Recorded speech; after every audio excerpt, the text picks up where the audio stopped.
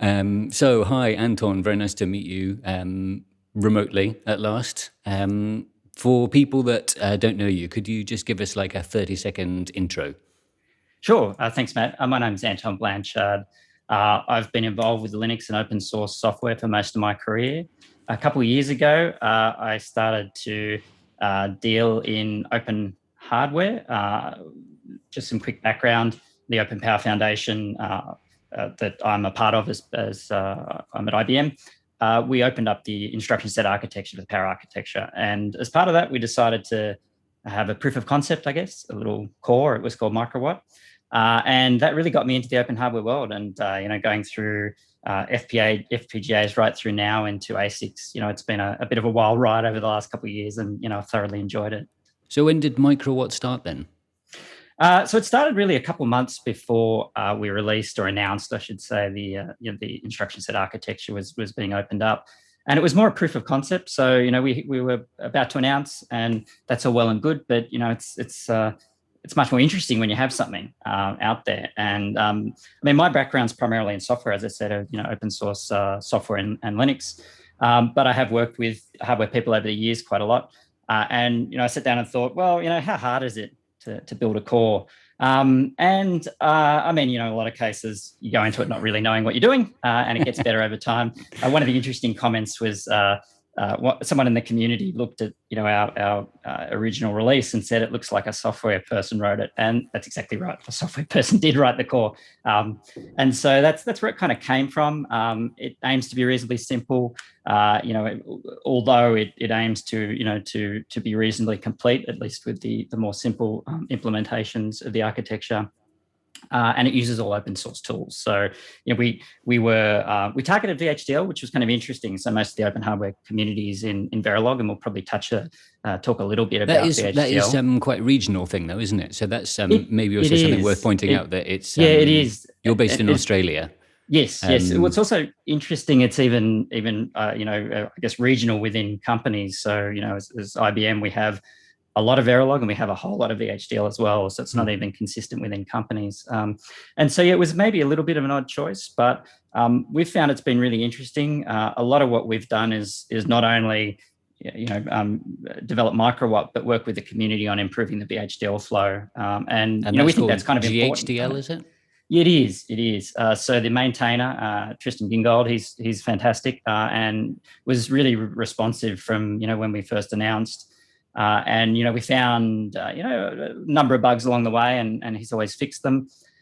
The other interesting thing is that he was spending a lot of time on the synthesis flow too. So up until that stage, there was really no open source synthesis for VHDL. For VHDL. Mm-hmm. And so just as we were kind of coming on board and working our way through simulating on top of GHDL and kind of releasing and moving along, he was busily working on, the basically the front end, so it plugs into yosys.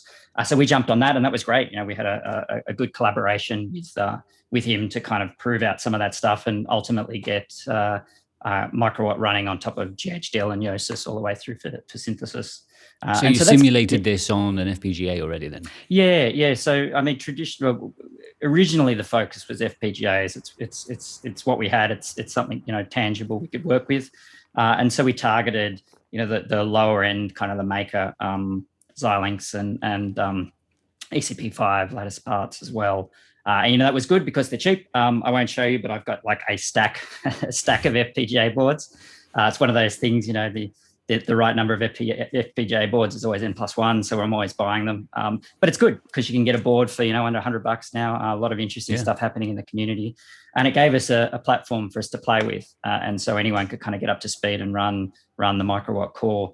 And that kind of set the scene. And we were really focused. To interrupt briefly, because on the FPGA board, and given that you're on the same continent as Greg Davil, have you tried one of his FPGA boards yet? Funny you should mention it. He popped up in a few things in Twitter a while ago, and it turns out, there's a fairly strong community around Australia of kind of open hardware people. Anyway, someone I knew Greg, and anyway, as he was working on, I think the Orange Crab, and he kind of pre-announced it. I said, we got to get that. Yeah. So I the butter stick looks awesome for running absolutely, CPU on, because you've got the Ethernet right there as well in memory. Yes. So he's doing a lot of really interesting stuff. Yep. We grabbed one of the really early versions of the Orange Crab and got Microwatt going on it, which was good.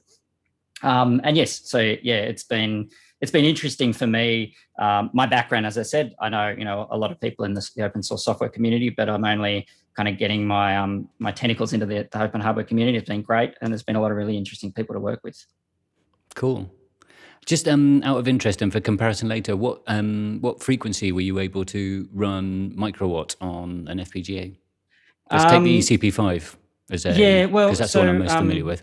And that's one of the things where we're kind of been racing along, and we need to sit back and tune up frequency. In a lot of cases, we're pretty happy to be at, say, 50 megahertz, not incredibly fast. One of the things normal for a core running on an FPGA, though, isn't it? Yeah, exactly. I'm pretty sure we can do better. And it's interesting too, because we get into all these trade-offs. So we are a 64-bit architecture, or not. We don't have to be, but we decided to implement a 64-bit PowerPC architecture. And that has some implications in terms of, how quickly you can do an add or a multiplier and all that kind of stuff. And we haven't, I'd say, found the sweet spot for where we want to be. We've been experimenting. We have a fully pipeline multiplier at the moment. That's, I think, 4 cycles. But, we have other options where we have much simpler multipliers that would make much better timing, all that kind of stuff. So it's been an interesting space. I think having spent time, and I know we're going to talk probably a bit about frequency, but having spent time in the ASIC space, I think we want to go back and have a look at some of the decisions we've made and see if we can, tighten some things up or make some other, tune some things, I guess, to get a better frequency as we go along.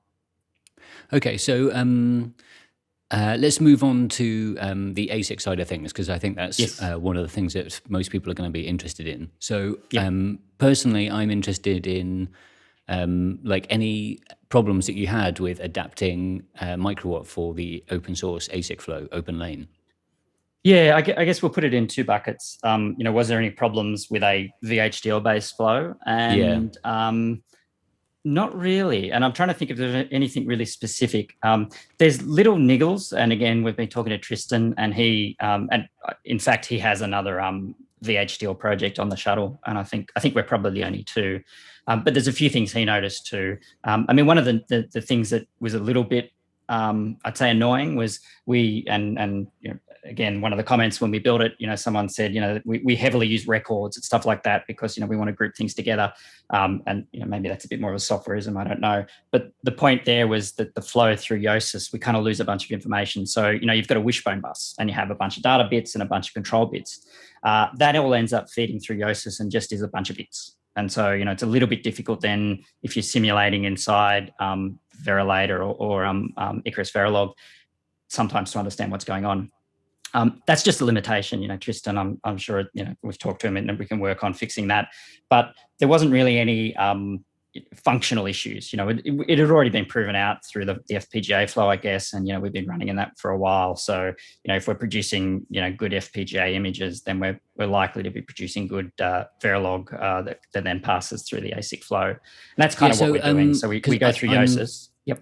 I'm completely ignorant on VHDL and GHDL. So does it work by being like a plugin, like another flow for yosys, or do you pre-process VHDL and make Verilog out of it, or how does it work? You can do multiple things. In the FPGA flow, it's a plugin, and you just run start to finish. And for example, on the lattice parts, you'll flow all the way through yosys and yosys synthesis all the way through next PNR. On the ASIC flow at the moment, the way at least we're doing it is we're using GHDL and yosys as kind of a preprocessor, so a translator. So we basically end up with a chunk of Verilog that we then plug into Caravelle. And part of it was just, we were kind of under time pressure here, and we just wanted to get something going. But there's a possibility. I mean, it is a plugin. We could probably just kind of automate it all through the flow. And I think that's interesting. The next steps, right? How do we make it easier to use? And there's a few rough edges I think we need to work on. But ultimately, one thing it can do is basically take, your complicated VHDL project and then just spit out really simple Verilog that then can be passed anywhere. I mean, one of the things we do as an interim step as we went through to Caravelle was just basically chuck it into Verilator, prove that was good, right? So you've at least taken a step through yosys and GHDL, come out the other end and said, it still, it still works. It's still a core. And then we could go on to the next step of kind of integrating it into Caravelle. Yeah, it sounds a bit like my experience with the gate level Verilog that you get at the end of OpenLANE, and it's like unreadable, but you can just swap it in and out with the original one and still run your test cases on it and stuff like that. Yeah. Yes. Okay. Yeah. All right. Did you have any other problem? I mean, let's just take a look at your GDS, actually. I'm going to load it up. You sent it to me. Yep. Yeah, so taking off kind of, anything specific around VHDL, we did have a number of early problems kind of getting ourselves through the flow. And that's kind of where I got a bit involved, at least at the periphery on OpenRoad and OpenLANE. I've got to say, it's one of the most complicated looking submissions I've seen so far. Again, somewhat of a software guy coming in and saying, what can we do? The first iteration was ludicrous. I mean, it was, I don't know how many square millimeters it was, but it's like we threw everything in and it's like, well, this is never going to work. So we madly started ripping stuff out and shrinking it down till we thought we were at a point where it was somewhat possible. It is probably one of the more complicated projects on the first shuttle, but it looks to me like you've got 5 blocks, and then then there's like some logic connecting them all together in the middle. Yeah, it is. And actually, so if you look at the block, across the top is a DFFRAM, similar to how we have on. Actually, that was one of my other Caravelle. Questions: is what you're doing about memory. So that's like so that whole that top big chunk block is at the memory. Top, is 4 kilobytes of memory, and we work with Mohammed Shalon to get that done. He has the DFFRAM project. Okay, and that was a good, I think, first step. We're really keen, and I know there's some work in the Open RAM compiler area. We're getting some more dense RAM onto that would be great. We'd like because these blocks in the bottom left, they're 1K each, aren't they? And they're so much smaller. Yeah. Yes. Yeah. Exactly. Yeah. I mean, we could fit a lot more on there, and we'd love some more on chip memory. And so that was where we were. And again, yeah, exactly. And again, not really knowing what we're doing. I went in thinking I want 8 or more kilobytes, and it was just a floor planning nightmare. It was never going to happen. And 4 was big enough; it kind of fit. And so that's that chunk at the top. If we go down a bit, we have on the left an I cache and on the right a D cache, a very small one, again, because when we're not using any SRAM cells or anything like that. Do you really need a cache? Not at this stage, but it's one of these things where our core provides it. It's a nice stepping stone. We're looking at where we are today with what we've done, and we're hopefully proving out a few bits of the core, and then we can move on to something bigger, more interesting. But at the moment, so they're tiny caches. But is this the first tape out of Microwatt? It is. Okay, cool. Congratulations. And people, thank you. People ask, is it, what are we producing? Is it a boat anchor or not? I mean, we've done gate level sim, and we're not. It's pretty aggressive, but I mean, this is one of the interesting things I think about the the shuttle, that you can go in and that try is a one. Bunch of new things. That's what Mithro, Tim Ansell, was trying to encourage, isn't it? One of the things he explicitly said was to do stuff even if you think that it might not work. Yeah, and maybe treat it a bit more like software, right? And it is. So I have, as I said, I have enough of a background in the hardware with our hardware team to know, that if we were building a chip that cost a lot more per, if we were building one of our server chips, it'd be horrific not to have things like scan chains, all these kind of things that hardware team rely on. But if you're looking at a more software mentality where you want to go fast, and you have multiple kind of iterations where you maybe have an option to have a failure somewhere. More software mentality. It's kind of interesting. And so, I'd say a bit aggressive there, and big macros. And going back to where our problems were, that was our first problem. So we had these big honking macros, and OpenRoad would just struggle to kind of. I had exactly the same problem. Yeah. Yeah. I wish I'd known earlier that you were doing this, because we could have talked about the config. Yeah. Well, yes. And the funny thing was, we did find ways around it, but.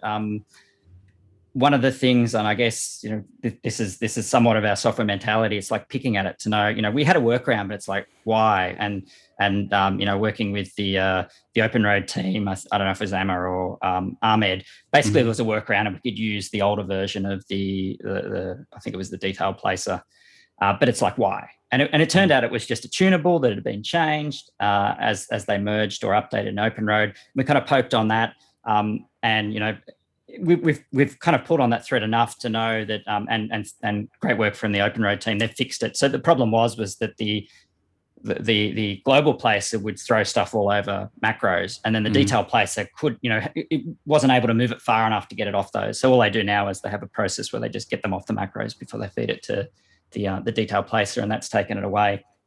Okay, so let's move on to the next two macros you got on the bottom left and the bottom right. So we have on the left, it's a honking great big multiplier. Again, we had the area, so why not? So it's a 64-bit multiplier. It's not particularly well optimized. It's basically relying, and this is getting into the frequency and what we want to do next. It's basically throwing a really high level algorithm. In the FPGA world, we rely on what do they call it? I think they call it register retiming. Basically, here's four extra stages. Go off and balance this, into something that is better for timing. I don't think in the flow at the moment that even probably works. But it made timing for what we wanted. I think we were at 50 megahertz or maybe a bit more on that. But again, it was, that was the VHDL, send it out, let's make it work. We do have a much smaller multiplier that's much slower, not pipelined. We might throw in next time when we care about area. But, I felt the area's there, it's synthesized, it, simulated, so why not? And then on the right's a register file. Okay. And again, not particularly optimized. So more DFFRAM, basically. Exactly. Yeah. We have heaps of it. And it's not particularly well optimized. Again, Mohammed Shalon on the DFFRAM project has some nice optimized DFF RAM based register files. So we've taken that and then built one on that fits us. So specific to PowerPC64. So we'll throw that in the next round. It's a fair bit smaller. I think that one's it's probably about 30-40% smaller, I think. It's a fair bit smaller because it's a much better okay, so maybe actually because one of the things I've been trying to do with my course, the Zero to ASIC course, and the website is to try to explain to people what all this terminology is, and I've just been realizing that we're talking about DFFRAM we're talking about a bunch. So my understanding is that so for example in the bottom left hand corner we've got SRAM, and that's being generated with a memory compiler called OpenRAM, and it's under test, and you can see how small that is. And then DFFRAM is RAM just made out of normal flip-flops, but flip-flops are like the hugest standard cell that you've got basically, so building memory out of flip-flops is really expensive in terms of area. And then what you're saying is that for this register file, you used it like an optimized type of flip-flop to make it a bit smaller?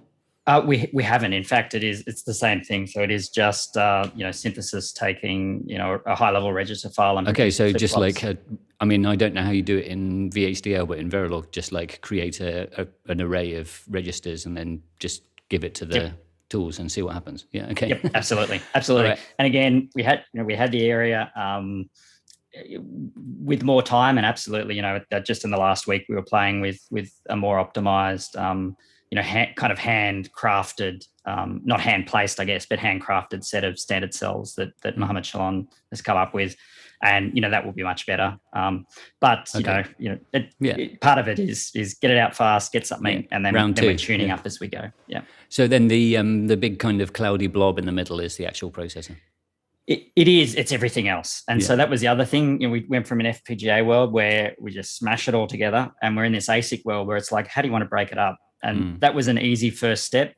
Do we want to do a better job? Because it's a bit maybe nasty to say the rest of the core and just kind of spew it out over the whole area. It's probably not great for timing, all that kind of stuff. I don't know.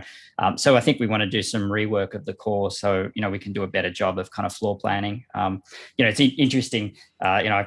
I guess I've become a pretty terrible floor planner and physical engineer and not physical design engineer and all that kind of stuff in a couple of months. So there's a lot to learn and there's a lot to get better. Oh yeah, there's so much to learn. Yeah. So why did you break it up into these macros in the first place? Why not just put it all into one blob? I'm sure the tools would have had an easier time of it because that's yes and no. So it is reasonably big. Part of the problem we had was, and I might talk about this a bit later, is the end-to-end flow when you end up with a lot of elements becomes quite slow. And so what we were finding was it was taking forever to get through all the stages. How long? Just out of interest? Oh, I don't know. I mean, in some cases, I mean, the first iteration was ludicrous, you know, and you give it 24 hours, you're like, I'm done with this. We'll find something better to do. Yeah.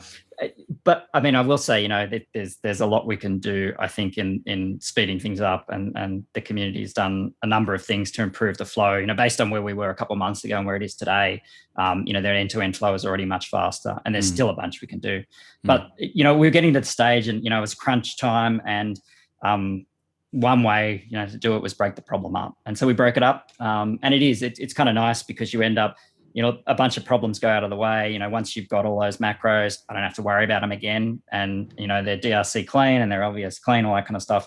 I can forget about them. And then I just have this other GORP to kind of work out how I'm going to get it, you know, on. Okay. So there's some useful stuff there. It'd be interesting to go back and see, you know, basically, as you say, just throw it all on and see what happens, and, you know, see what it does as far as, I don't know, timing, and also in terms of how long the tools would take to chunk through it. Okay, cool. So let me just take a look at my agenda. Okay, so just going back to, we talked about you managed to achieve around 50 megahertz on an ECP5. What was your timing that you achieved on the ASIC? And that's another thing, because we kind of built those macros up. The macros themselves were reasonably good, and, you know, the RAMs and the register files and everything. And I think between, you know, so the best maybe 100 megahertz, and some of them maybe, you know, somewhere under that.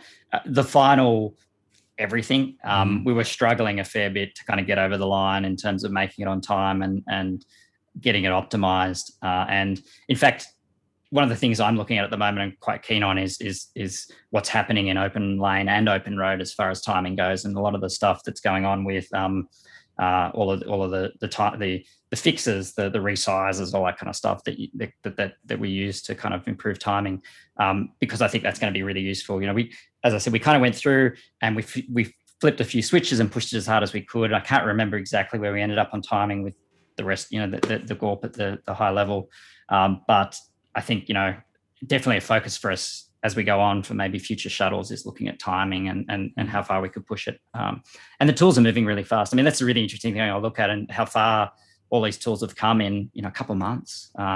It's pretty amazing. And, the difference, you know, even between the first tag that we were using, MPW1A, and the second one was huge, and they've just released MPW1C, so that will be the next thing to take a look at. Yeah, absolutely. Yeah. And it's, you know, it's the OpenLANE team that are doing a bunch of stuff, as well as the OpenRoad team, you know, above. Yeah. So, you know, all that actually moves on quite nicely to my last topic, which is they kind of recently disconnected GitHub from the OpenLANE channel, but before they did, your name was all over that with all your contributions. So what are the kind of things that you've been contributing back into OpenLANE? And has that been, I mean, I imagine that's really satisfying to be involved in that level. Yeah, absolutely. And you kind of start with simple things. And one of the things, you know, I did before I kind of understood really what was going on, you know, you look at it initially, you think it's impenetrable and it's really hard to understand what everything is. Just producing really useful bug reports. So basically taking, you know, I have a problem, rolling up, you know, all my left, my def files and a short script, you know, this is what happens at segvs or something like that, you know, please help. And, you know, that's where I really started. And people, you know, Amir and Ahmed. The unsung heroes. Yeah. I know. Big, you know, big shouts to those guys. Yeah, exactly. And it's been fun because, you know, I'd roll off something at night and I come up in the morning and it's like, has anything happened? And there's been a commit, and it's been, you know, it's been fun to kind of work with them. And so, yes, you know, that was the initial stage, but then, you know, over time you kind of start to get a little bit more of an understanding of what's going on, and you make some somewhat educated guesses, and, you know, eventually you're fixing at least some of the problems you're seeing. And that's pretty satisfying. I really enjoy that. And that's one of the reasons why I've worked with open source software all my life. Like you know, going back to FPGAs, I got really frustrated with the state of proprietary tools because, you know, there'd be bugs and there'd be problems and you can't do anything about it. Whereas, you know, with yosys and XPNR and GHDL, you have the ability to kind of work on those things. And the same with this, you know, the open ASIC flow. The code's all there, so you can go in and, you know, you can narrow it down. If you don't really know what's going on, you could maybe even just Git bisect or something like that, right? You know, give someone a clue of what's going on and where it went wrong. a lot you can do, a lot of power in your hands. So that's kind of where I've started. I mean, I'm nowhere near, the likes of Amma and Ahmed and all that kind of stuff, but it's been fun. And a lot of my commits, there was a lot, but a lot of them were small things. So for example, all your tunables we've been working on, I'd refer back to the configuration page, and some of the tunables listed as defaults weren't actually right. And it's like, it's a bit confusing. It's not, it'd be nice to have all of the defaults to actually match what the tools are giving you in terms of like, placement, density, and all that kind of stuff. So some of my commits were just, tidying things up like that. Another area where, I've been playing with, and actually someone else in the community, Rob Taylor, has been working on a multi-arch version for OpenLANE, which is fantastic. He wants to do ARM64. I really want to do PPC64 LE because we have a bunch of PowerPC boxes, and, it'd be great to be able to use our PowerPC boxes to build our PowerPC core. I think that'd be good. And in fact, we did some of the design kind of exploration with one of our Power 9s, one of our big Power 9s, just because it has a bunch of threads and things. Like some of the parts of the flow really work well with, Triton route and all that kind of stuff, can parallelize things, which has been good. And so, I mean, it's just, little areas that I've been involved in, and it's been a lot of fun. And I really enjoy, as I said, the tools are moving so fast. So you wake up in the morning and, something new in OpenRoad, something new in OpenLANE. That's pretty cool. And I think, over the upcoming months and year, I guess, we're going to see, a lot of improvements. I mean, it'd be so interesting getting the first shuttle back. Absolutely. Yeah. And I mean, it's going to get so much easier, I guess, once that first shuttle's through. And, I know you interviewed Tim Edwards and all the work he's doing to kind of prove this first flow out. And it's going to be interesting once that's done, and it's a bit more cookie cutter, I guess, and to see where it goes. And I mean, one thing that comes to mind is, kind of what do I want to look at next in that area? I spent a bit of time working on speeding things up where I could, and there was a few obvious ones. There was a miscellaneous Python script, which was a combination of probably all the things you shouldn't do in Python, and it went from 12 minutes down to a second or something like that.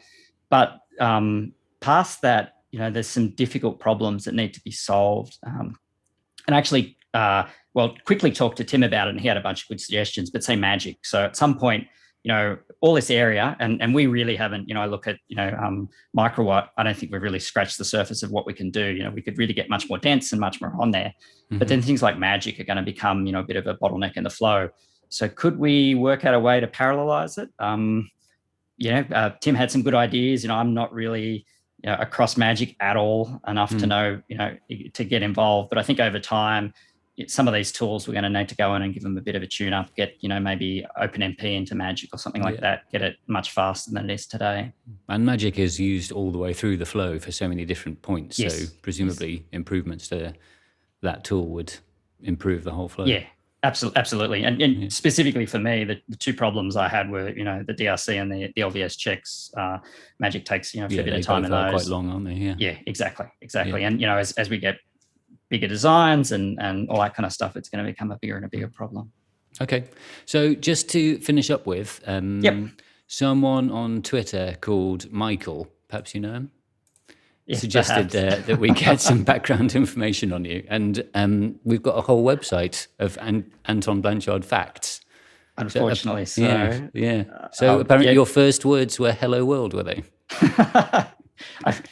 I'm told. I can't confirm that. How come you've got a website full of a long Blanchard story? facts? And it's one of those things that started off as a joke. A really specific inside joke. Yes, this looks like it's a bit like the Chuck Norris facts in a very techie kind of way. And it came out of a random idea that got bounced around, and all of a sudden there was a website. And a little bit strange.